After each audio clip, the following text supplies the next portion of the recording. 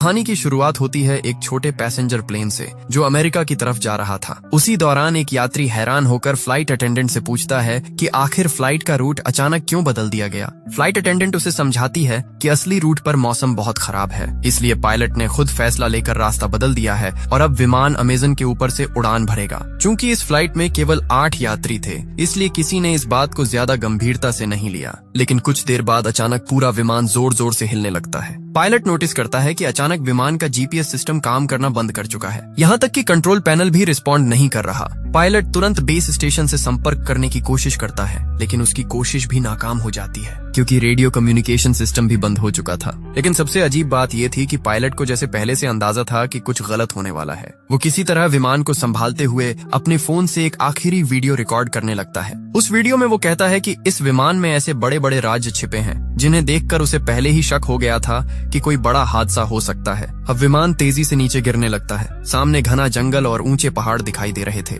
Pilot किसी तरह पेड़ों की शाखाओं का इस्तेमाल करके विमान की स्पीड कम करने की कोशिश करता है ताकि क्रैश का असर थोड़ा कम हो जाए। कई किलोमीटर तक घसीटने के बाद आखिरकार विमान रुक जाता है। यहाँ मौजूद लगभग सभी यात्री जिंदा बच जाते हैं, लेकिन फ्लाइट अटेंडेंट जिसने सीट बेल्ट नहीं पहनी थी वो मौके पर ही मर जाती है। अब सभी यात्री घबराकर एक दूसरे से चर्चा करने लगते हैं कि आखिर अब उन्हें क्या करना चाहिए। वो लोग पहले ये कंफर्म करते हैं कि फ्लाइट अटेंडेंट के अलावा किसी को कोई गंभीर चोट नहीं आई। इसके बाद 2 यात्री जल्दी से कॉकपिट में जाकर पायलट की हालत देखने लगते हैं, लेकिन वहाँ का दृश्य देखकर वो दंग रह जाते हैं। कुछ पेड़ों की बड़ी शाखाएं पायलट के सीने के आर पार हो चुकी थीं, फिर भी वो किसी तरह जिंदा था। दोनों यात्री धीरे धीरे सीट हटाने की कोशिश करते हैं ताकि पायलट ठीक से सांस ले सके। तभी अचानक विमान के बाहर आग लगने की आवाज आती है। सभी यात्री तुरंत विमान से बाहर निकल जाते हैं और आग बुझाने की कोशिश करने लगते हैं, क्योंकि अगर पूरा विमान जल गया तो रेस्क्यू टीम आने तक वो लोग रहेंगे कहाँ। कुछ समय बाद हालात थोड़े शांत होते हैं। अब सभी 8 यात्री एक साथ बैठकर समझने की कोशिश करते हैं क्या आखिर रूट बदलने के बाद वो अमेज़न के किस हिस्से में आ गए। किसी के फोन में कोई सिग्नल नहीं था, मतलब इस घने जंगल में सैटेलाइट फोन के बिना बाहर की दुनिया से संपर्क करना लगभग नामुमकिन था। ये जंगल सैकड़ों मील तक फैला हुआ था, यहाँ से पैदल निकलना भी असंभव जैसा था। सबसे बड़ी समस्या ये थी कि बाहर किसी को ये तक नहीं पता कि उनका विमान यहाँ क्रैश हुआ है, मतलब कोई उन्हें ढूंढने भी नहीं आएगा। तभी यात्रियों में से एक आदमी जिसका नाम जैक था सबका परिचय जानने की बात करता है। वो कहता है कि अगर सब एक दूसरे को समझेंगे तभी मिलकर सही फैसला ले पाएंगे कि आगे क्या करना है। जैक अपना परिचय देते हुए बताता है कि वो एक इंश्योरेंस इन्वेस्टिगेटर है। उसका काम लोगों को इंश्योरेंस फ्रॉड करने से रोकना है। वो अपना एक केस खत्म करके अमेरिका वापस लौट रहा था। इसके बाद दूसरा यात्री अपना नाम केविन बताता है। वो पेशे से एक डॉक्टर था। केविन बताता है कि कई साल डॉक्टर रहने के बाद उसने मेडिकल इक्विपमेंट का बिजनेस शुरू किया है और उसी काम से वो वापस अमेरिका जा रहा था। डॉक्टर केविन पायलट की हालत देखकर समझ जाता है कि उसकी वोकल कॉर्ड डैमेज हो चुकी है, इसलिए वो बोल नहीं पा रहा। लेकिन वही इकलौता इंसान था जो शायद उन्हें यहाँ से बाहर निकाल सकता था, इसलिए उसे हर हाल में बचाना जरूरी था। इसके बाद तीसरी यात्री अपना नाम क्रिस्टी बताती है। वो कहती है कि उसे दुनिया घूमना पसंद है और वो अपने ट्रैवल वीडियो सोशल मीडिया पर पोस्ट करती है, लेकिन जब उससे उसके अतीत के बारे में पूछा जाता है तो वो कुछ भी बताने से मना कर देती है। चौथा यात्री था कार्लोस। वो एक रेसलर था और मूल रूप से मेक्सिको का रहने वाला था। वो एक फाइटिंग प्रतियोगिता में हिस्सा लेने अमेरिका जा रहा था। इसके बाद एक युवा कपल अपना परिचय देता है। उनका नाम था डैनी और एमी। वो बताते हैं कि उनकी हाल ही में शादी हुई है और वो हनीमून के लिए अमेरिका जा रहे थे। आखिर में बचते हैं एक मिडिल एज कपल डेविड और लीसा। वो अमेरिका के एक छोटे शहर में होटल चलाते थे, लेकिन डेविड की हार्ट सर्जरी के लिए वो बाहर जा रहे थे। इस तरह सभी लोग एक दूसरे के बारे में थोड़ा बहुत जान लेते हैं। अब उनके साथ था घायल पायलट जो बोलने की हालत में नहीं था। तभी जैक सबको सुझाव देता है कि सबसे पहले विमान में बचा सारा खाना और पानी इकट्ठा करके राशन की तरह बांटना चाहिए ताकि उन्हें पता चल सके कि वो कितने दिन तक जिंदा रह सकते हैं। वो लोग चेक करते हैं और पता चलता है कि खाना और पानी ज्यादा से ज्यादा 3 दिन तक चल सकता है। इसके बाद जैक कहता है कि अगर बारिश या तूफान आया तो उन्हें विमान के अंदर शरण लेनी पड़ सकती है, इसलिए फ्लाइट अटेंडेंट की बॉडी को बाहर कहीं दूर रखना होगा ताकि विमान के अंदर जगह बनी रहे। सभी लोग मिलकर ये छोटे छोटे काम खत्म करते हैं। अब उनके सामने सबसे बड़ा सवाल था यहाँ से बाहर कैसे निकला जाए। अब जैक और बाकी सभी घायल पायलट के पास जाकर उससे पूछते हैं कि क्या विमान में कोई सैटेलाइट फोन मौजूद है जिससे वो बाहर मदद के लिए संपर्क कर सकें। साथ ही वो ये भी जानना चाहते थे कि आखिर विमान अपने असली रूट से हटकर इस जंगल में कैसे आ गया और बिना किसी खराब मौसम के अचानक क्रैश कैसे हो गया। पायलट कुछ बोलने की कोशिश करता है। ऐसा लग रहा था जैसे वो कोई बड़ा राज जानता हो, लेकिन बोल ना पाने की वजह से वो कुछ भी बता नहीं पाता। तभी जैक कहता है कि चूंकि केविन एक डॉक्टर है इसलिए उसे पायलट का इलाज करना चाहिए, लेकिन केविन तुरंत मना कर देता है। वो कहता है कि पायलट को बचाने के लिए सर्जरी करनी पड़ेगी और इस जंगल में उसके पास ना तो सही मेडिकल उपकरण हैं और ना ही दवाइयाँ। अगर वो अभी सर्जरी करेगा तो शायद पायलट और जल्दी मर जाएगा। इसलिए सभी फैसला करते हैं कि फिलहाल पायलट के ठीक होने का इंतजार करना ही बेहतर होगा। उधर लीसा विमान से खाना निकालकर सभी में थोड़ा थोड़ा बांट देती है। खाना खाने के बाद सभी लोग उम्मीद करने लगते हैं कि शायद वो यहाँ से बाहर निकल पाएंगे। तभी क्रिस्टी पास के एक ऊंचे पहाड़ की तरफ देखते हुए कहती है कि शायद अगर वो लोग ऊपर चढ़ जाएं तो किसी फोन में सिग्नल आ सकता है, इसलिए उन्हें वहां जाकर कोशिश करनी चाहिए। लेकिन तब तक शाम हो चुकी थी, इसलिए सभी तय करते हैं कि अगली सुबह वो पहाड़ की तरफ जाएंगे। तभी पायलट की हालत अचानक और खराब होने लगती है, यहाँ तक कि केविन जो अब तक कुछ नहीं कर रहा था वो भी समझ जाता है कि अगर कुछ नहीं किया गया तो पायलट वैसे ही मर जाएगा। इसलिए वो रिस्क लेने का फैसला करता है। केविन कहता है कि वो इसी हालत में किसी तरह पायलट की सर्जरी करने की कोशिश करेगा। अब वो बचेगा या नहीं ये उसकी किस्मत पर निर्भर करेगा। केविन की बात मानकर बाकी लोग विमान से जरूरत का सामान ढूंढ कर लाते हैं। वो लोग एक सब्जी काटने वाला चाकू, शराब और बाकी छोटी मोटी चीजें इकट्ठा करते हैं जो सर्जरी में काम आ सकती थीं। अब डॉक्टर केविन बिना एनेस्थीसिया के सर्जरी शुरू करता है। दर्द की वजह से पायलट बुरी तरह तड़पने लगता है, लेकिन सौभाग्य से सर्जरी उम्मीद से बेहतर होती है। सर्जरी खत्म होने के बाद केविन बताता है कि अगर पायलट रात भर आराम करे तो शायद सुबह तक उसकी हालत बेहतर हो जाएगी। लेकिन किसी को अंदाजा नहीं था कि रात में उनके साथ क्या होने वाला है। रात के समय जब सभी लोग बाहर सो रहे थे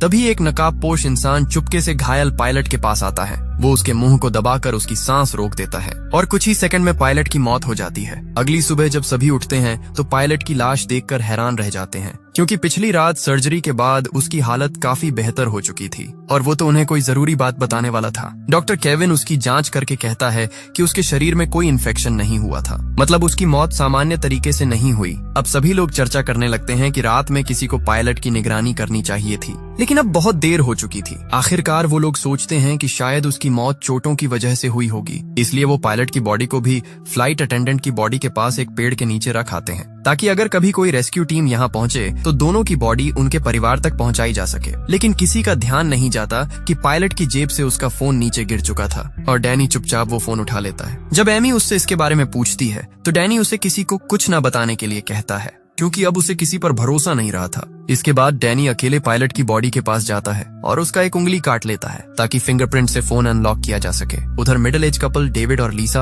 आपस में बात कर रहे होते हैं। लीसा अपने पति से कहती है कि उसे नहीं लगता पायलट की मौत सामान्य थी। वो पहले एक अस्पताल में नर्स रह चुकी थी और उसने एक बार एक मरीज को दम घुटने से मरते देखा था। लीसा बताती है कि पायलट का चेहरा भी उसी मरीज की तरह काला पड़ गया था, मतलब किसी ने जानबूझकर उसकी सांस रोकी थी। लेकिन उसने ये बात बाकी लोगों को नहीं बताई, क्योंकि साफ था कि उन 8 लोगों में से ही कोई एक कातिल था। डेविड हैरान होकर पूछता है कि आखिर कोई यात्री पायलट को क्यों मारेगा, लेकिन लीसा कहती है कि अब उन्हें ये पता लगाना होगा और अब से उन्हें बहुत सावधान रहना होगा। उन्हें खुद के अलावा किसी पर भरोसा नहीं करना चाहिए। इसी दौरान लीसा को अचानक महसूस होता है कि कोई उनकी बातें सुन रहा है, इसलिए वो तुरंत बात करना बंद कर देती है। उधर ट्रैवलर क्रिस्टी एमी के पास आकर कहती है कि उसे पता है कि डैनी और एमी असल में हनीमून पर नहीं जा रहे। अब एमी सच बता देती है। वो कहती है कि वो एक अमीर बिजनेसमैन की बेटी है और डैनी उसके घर का ड्राइवर था, लेकिन दोनों एक दूसरे से प्यार करने लगे और जब उन्हें लगा कि उनका परिवार इस रिश्ते को कभी स्वीकार नहीं करेगा तब दोनों घर छोड़कर अमेरिका भाग रहे थे।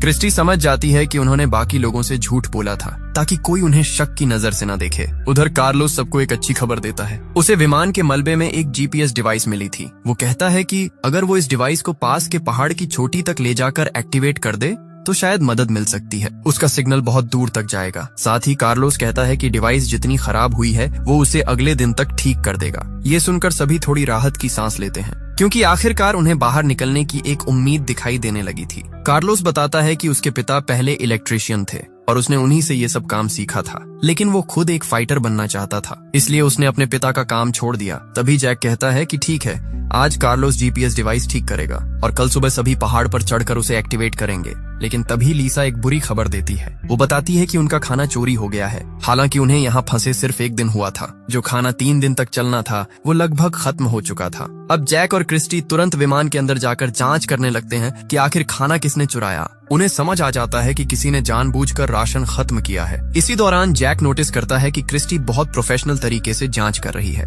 तब वो कहता है कि वो कोई साधारण ट्रैवलर नहीं हो सकती, क्योंकि आम इंसान इस तरह जांच नहीं करता। तब आखिरकार क्रिस्टी सच बताती है। वो असल में एक रिपोर्टर थी जो अलग अलग देशों में जाकर गैंग्स और अपराधियों का पर्दाफाश करती थी। इसीलिए उसने अपने बारे में झूठ बोला था, ताकि अगर यात्रियों में कोई अपराधी हो तो वो उस पर हमला ना करे। मतलब वहाँ मौजूद हर इंसान अपने अतीत के बारे में कुछ न कुछ छिपा रहा था। अब क्योंकि उनके पास खाने और पानी की कमी हो चुकी थी, इसलिए कार्लोस को जीपीएस डिवाइस ठीक करने के लिए छोड़कर बाकी सभी लोग जंगल में खाने और पानी की तलाश में निकल पड़ते हैं। चलते चलते उन्हें रास्ते में नीले रंग के कुछ मशरूम दिखाई देते हैं। क्रिस्टी अपने रिपोर्टिंग अनुभव से तुरंत समझ जाती है कि ये जहरीले मशरूम हैं और इन्हें खाने से कुछ घंटों में इंसान की मौत हो सकती है। वो सभी को चेतावनी देती है कि कोई भी गलती से इन्हें हाथ न लगाए। साथ ही वो ये भी बताती है कि ऐसे मशरूम आमतौर पर गीली जगहों पर उगते हैं, मतलब आसपास कहीं पानी का बड़ा स्रोत जरूर होगा। थोड़ा आगे बढ़ने पर उन्हें सच में एक तालाब मिल जाता है, लेकिन वहाँ का पानी साफ नहीं था, इसलिए उसे पीने लायक बनाने का तरीका ढूंढना जरूरी था। तभी अचानक पीछे से गोली चलने की आवाज आती है।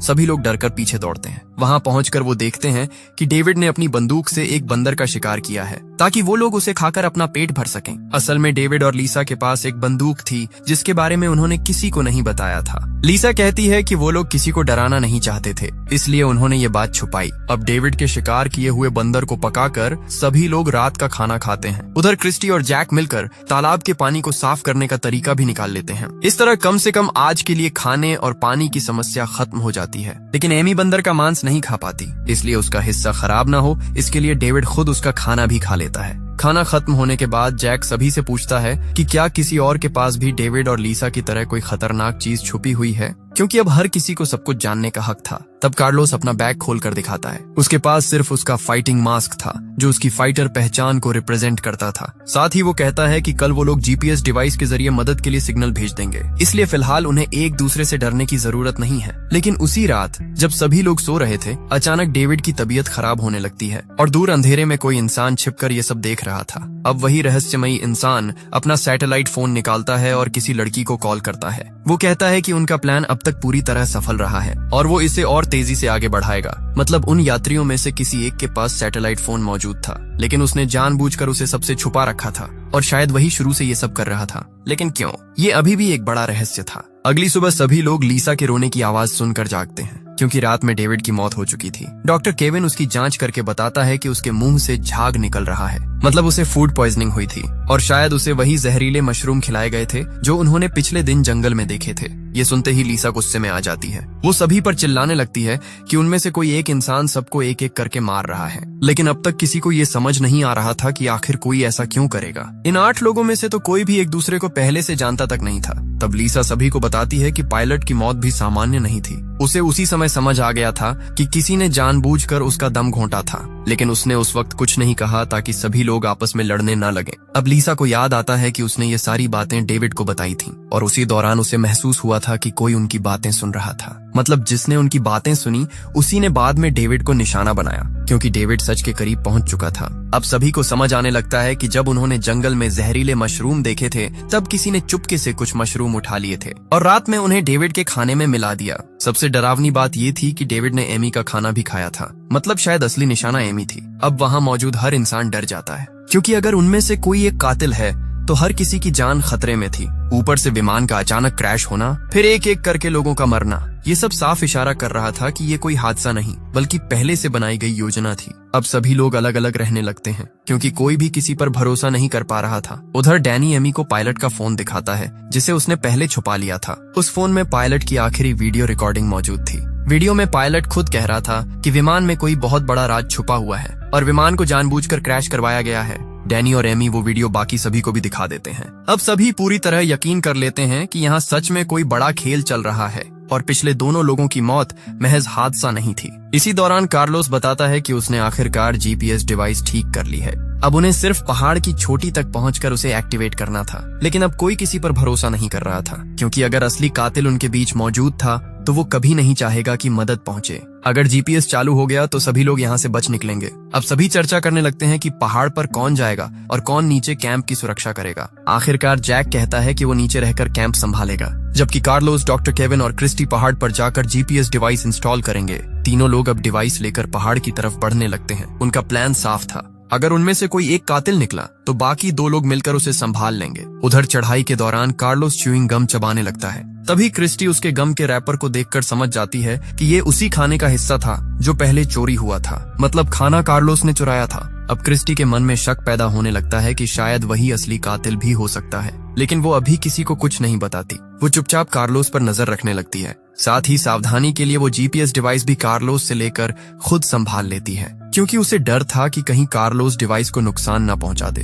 अब तीनों धीरे धीरे पहाड़ की चोटी की तरफ बढ़ते रहते हैं। कई घंटों की मुश्किल चढ़ाई के बाद आखिरकार वो लोग ऊपर पहुंच जाते हैं, लेकिन तभी अचानक क्रिस्टी का पैर फिसल जाता है और वो पहाड़ के किनारे से नीचे लटक जाती है। सबसे खतरनाक बात ये थी कि जीपीएस डिवाइस भी किनारे के पास गिर चुकी थी। अगर वो डिवाइस नीचे गिर जाती तो यहाँ से बाहर निकलने की उनकी आखिरी उम्मीद खत्म हो जाती। इसलिए अपनी जान जोखिम में डालकर क्रिस्टी सबसे पहले डिवाइस पकड़ लेती है। उधर कार्लोस और केविन अपनी जान की परवाह किए बिना क्रिस्टी को ऊपर खींचने लगते हैं और आखिरकार वो दोनों मिलकर क्रिस्टी और डिवाइस दोनों को बचा लेते हैं। इस घटना के बाद तीनों के बीच थोड़ा भरोसा बनने लगता है, क्योंकि अगर उनमें से कोई कातिल होता तो वो आसानी से बाकी लोगों को मरने के लिए छोड़ सकता था, लेकिन उन्होंने एक दूसरे की जान बचाई। अब आखिरकार कार्लोस जीपीएस डिवाइस इंस्टॉल करना शुरू करता है। उधर डॉक्टर केविन अपने फोन में सिग्नल चेक करता है, लेकिन अब भी कोई नेटवर्क नहीं था। मतलब अब उनकी आखिरी उम्मीद सिर्फ यही जीपीएस डिवाइस थी। कुछ देर बाद कार्लोस खुश होकर बताता है कि डिवाइस आखिरकार एक्टिवेट हो चुकी है और कुछ घंटों में उसका सिग्नल दूर तक पहुंच जाएगा।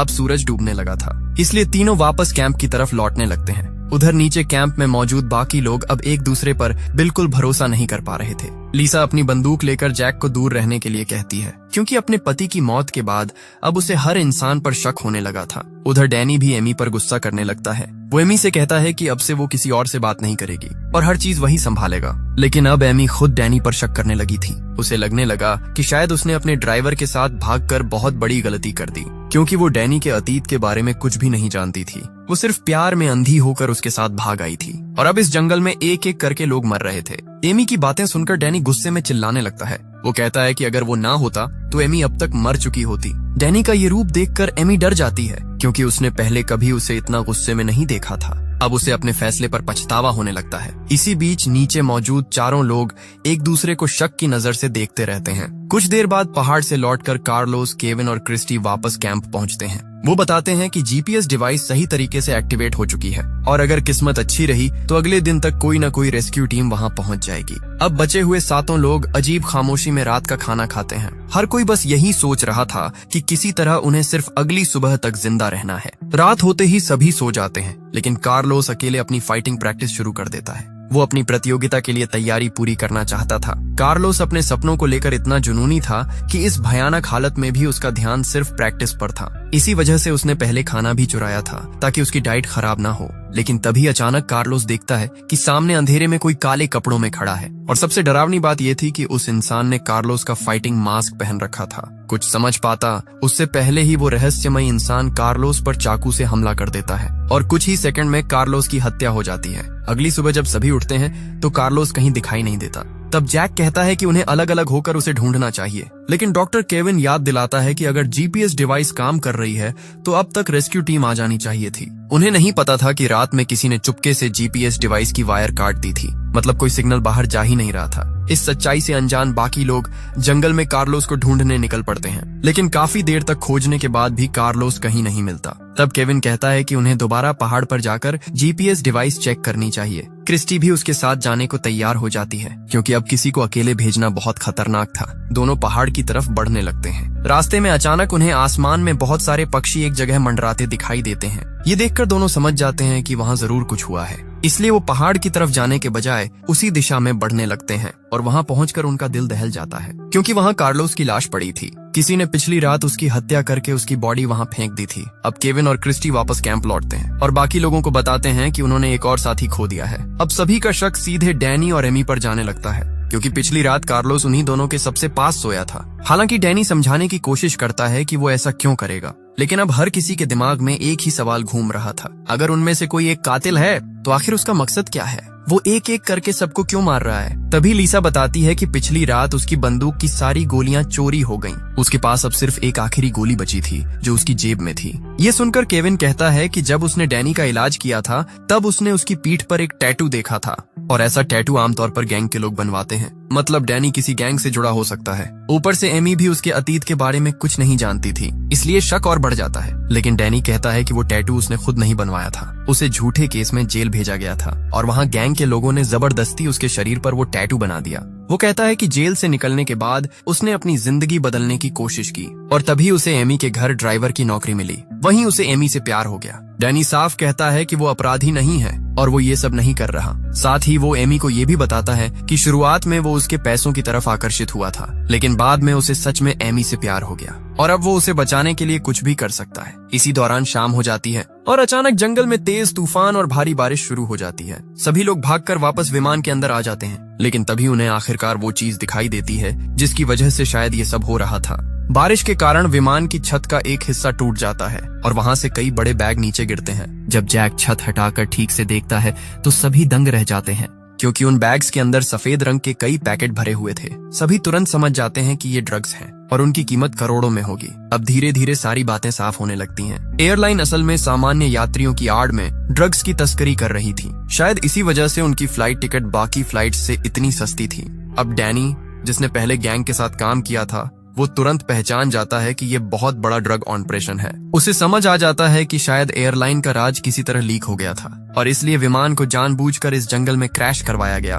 अब सभी ये समझ जाते हैं कि उनके बीच मौजूद कातिल शायद इन ड्रग्स पर कब्जा करना चाहता था, लेकिन फिर भी कई सवाल बाकी थे। अगर मकसद सिर्फ ड्रग्स हासिल करना था तो फिर बाकी लोगों को मारने की क्या जरूरत थी? इसी बीच अचानक एमी डरकर विमान से बाहर भाग जाती है। उसे लगता है कि जिसने भी ये सब किया है वो अब उन्हें भी मार देगा। तब डैनी तुरंत उसके पीछे भागता है। उधर केविन कहता है कि किसी को अकेले बाहर नहीं जाना चाहिए। इसके बाद लीसा भी बंदूक लेकर एमी को ढूंढने बाहर निकलती है। बाहर तेज बारिश और तूफान की वजह से कुछ भी साफ सुनाई नहीं दे रहा था। लीसा जंगल में एमी को ढूंढ रही होती है, तभी पीछे से वही रहस्यमयी कातिल उस पर हमला कर देता है। वो चाकू से लीसा पर कई वार करता है। मरने से पहले लीसा उसकी नकाब हटाने की कोशिश करती है ताकि उसका चेहरा देख सके, लेकिन वो सफल नहीं हो पाती और कुछ ही पलों में लीसा की भी मौत हो जाती है। अगली सुबह जब बाकी लोग लीसा की लाश देखते हैं तो सभी पूरी तरह टूट जाते हैं। उन्होंने लाख कोशिश की, लेकिन कातिल बार बार किसी न किसी को मार रहा था। अब वहाँ मौजूद हर इंसान दूसरे पर शक करने लगता है, लेकिन किसी के पास कोई पक्का सबूत नहीं था। तभी अचानक क्रिस्टी अपनी बंदूक जैक की तरफ तान देती है। वो कहती है कि उसे जैक के सामान से लीसा की बंदूक की चोरी हुई गोलियां मिली हैं, मतलब जैक ही असली कातिल हो सकता है। लेकिन क्रिस्टी के पास सिर्फ यही सबूत नहीं था, उसे जैक के बैग से एक सैटेलाइट फोन भी मिला था। अब क्रिस्टी पूरी तरह यकीन कर चुकी थी कि जैक ही ये सब कर रहा है। हालांकि जैक खुद को बेगुनाह बताता है। वो कहता है कि हाँ, उसने लीसा की बंदूक से गोलियां निकाली थीं, लेकिन उसने ऐसा इसलिए किया क्योंकि उसे लगा था कि लीसा ही कातिल है। वो सिर्फ बाकी लोगों की सुरक्षा चाहता था, लेकिन सैटेलाइट फोन उसका नहीं था।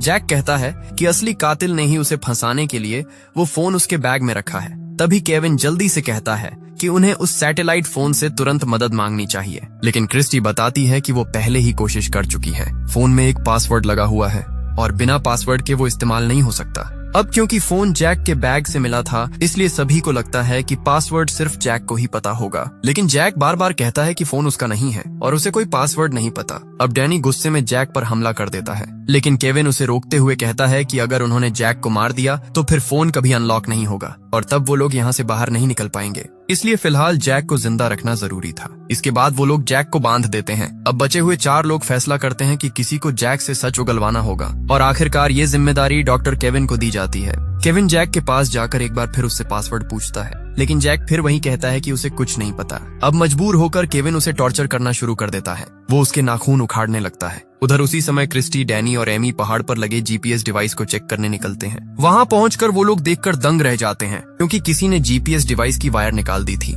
मतलब इतने समय से कोई सिग्नल बाहर जा ही नहीं रहा था। अब क्रिस्टी जल्दी से वायर वापस जोड़ती है और आखिरकार जीपीएस डिवाइस दोबारा चालू हो जाती है। अब उनकी लोकेशन अमेरिका तक पहुंच जाती है, जहां लोग कई दिनों से उस लापता विमान को खोजने की कोशिश कर रहे थे। लेकिन समस्या ये थी कि लोकेशन अमेजन जंगल के उस हिस्से में थी जो अमेरिका की सीमा के बाहर आता था। ऊपर से एयरलाइन भी अमेरिकी रजिस्टर्ड नहीं थी, इसलिए अमेरिकी सेना वहां सीधे नहीं जा सकती थी। इसी दौरान एक सरकारी इन्वेस्टिगेटर जिसका नाम क्लेयर था, एयरलाइन के ऑफिस पहुंचती है। वो कंपनी के खिलाफ जांच शुरू करने का आदेश देती है, क्योंकि उनका एक विमान कई दिनों से गायब था और कंपनी ने इस बारे में किसी को कोई जानकारी नहीं दी थी। लेकिन एयरलाइन की मैनेजर कोरा मुस्कुराते हुए कहती है कि वो आराम से जांच कर सकती है, क्योंकि विमान अमेरिका के बाहर क्रैश हुआ है और वहां सिर्फ मैक्सिकन आर्मी ही जा सकती है। इसी दौरान एक बड़ा खुलासा होता है। वो इन्वेस्टिगेटर क्लेयर असल में जैक की पत्नी थी और जैक एयरलाइन के खिलाफ एक गुप्त मिशन पर गया था। वो इस पूरी ड्रग तस्करी की जांच कर रहा था, इसीलिए क्लेयर अब उसे ढूंढने की कोशिश कर रही थी। इस खुलासे के बाद एक बात साफ हो जाती है, जैक असली कातिल नहीं हो सकता,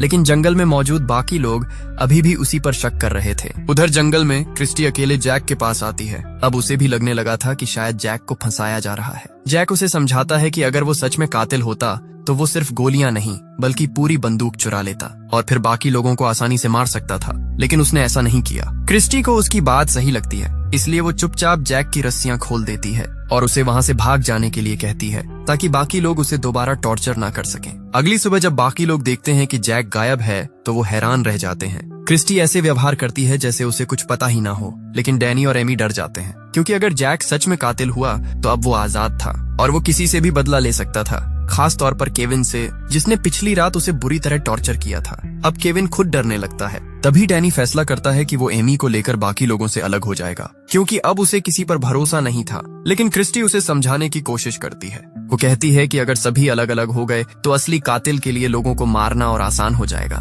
लेकिन डैनी कहता है कि इतने दिनों तक साथ रहने के बावजूद उनके कई साथी मर चुके हैं, इसलिए अब अलग होना ही बेहतर है। उधर जैक भी कैंप से दूर जाकर अकेले रहने के लिए कोई सुरक्षित जगह ढूंढने लगता है, क्योंकि अब सिर्फ क्रिस्टी को छोड़कर बाकी सभी उसे कातिल मान रहे थे। इसी बीच डैनी एमी को भरोसा दिलाता है कि वो उसे कुछ नहीं होने देगा। वो कहते हैं कि अब जीपीएस डिवाइस चालू हो चुकी है और जल्द ही रेस्क्यू टीम वहां पहुंच जाएगी। और सच में ऐसा ही होता है।